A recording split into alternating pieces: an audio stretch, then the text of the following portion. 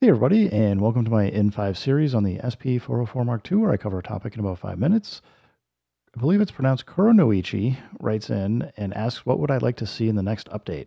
Let's start with a firmware update. There's a handful of things that I think would be super helpful and handy.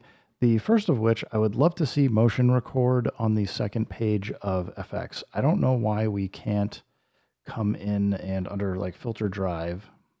Um, I guess I got to switch over. So if we go, well, let's disable it on one of them.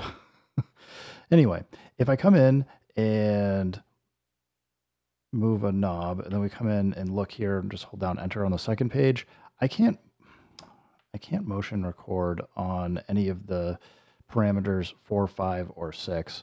They don't always exist on all of the effects here, but it would be nice to be able to motion record them. Last I tried, it didn't work. I think it would open up some interesting pattern adjustments and workflows.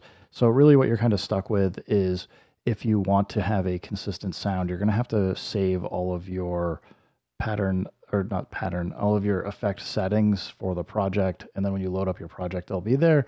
You can only motion record the effects changes on basically the on and off for the specific effect and for controls 1, 2, and 3. So that would be nice to be able to do.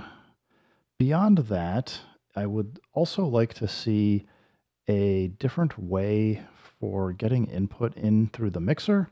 I mean, we got the gain knob on the front, but it's unfortunate that we don't have a way to reduce the volume on the USB-C input, and we don't have a way to reduce the volume on line-in. Line-in's a little bit less difficult to work with, only because things like the OP1 here or my MPC or a lot of other devices do have a volume knob. So line in and your guitar and mic in, totally fine. But the USB-C tends to come in quite a bit hotter, and it can be hard to get the levels to match between all three devices, especially if you get a USB-C device that's just sends it at whatever the loudest volume is, and that there's no way to do that, reduce the volume. I know people have written in that there's some like AUM or other plugins or ways to do it, and yes, I agree, but that doesn't mean that everybody has access to that or wants to spend the money for it. So just something like, as I said, just comes to mind. Beyond that, I would certainly like to see motion record given a little bit more of an update. If we come in here and I just load something up, we'll hit record. I don't even know what's playing right now. Just get a pattern. But if I hold pattern, let's find something that's actually playing. Okay, pattern edit in the pad. We can see we can edit which item we're editing, what step we're on, the pitch for the pad, and the velocity. It would be kind of cool if we could have even just like a basic chance for a note to trigger, even if you can't get access to it in your like normal recording performance. If it's only in TRREC and under microscope, I think that would be handy.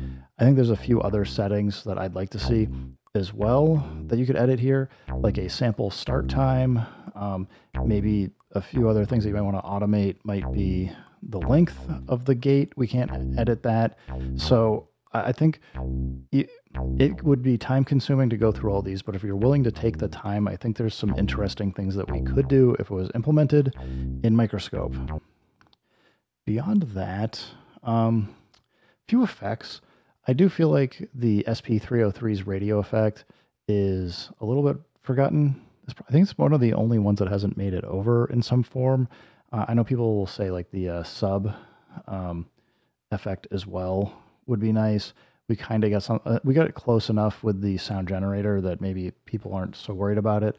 But I do think a radio effect, I do like that.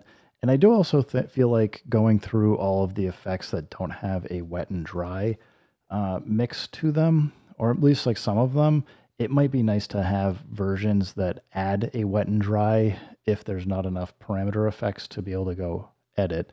But beyond that, I don't know. I have to say, like, I mean, the SP404 mk2 by itself, it's already got more than enough button combinations.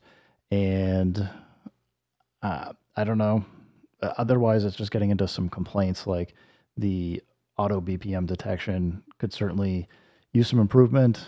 And I would love to see an ADSR, not just a 80, what do we have, an ADR, AHR. It'd be nice to have like another envelope type.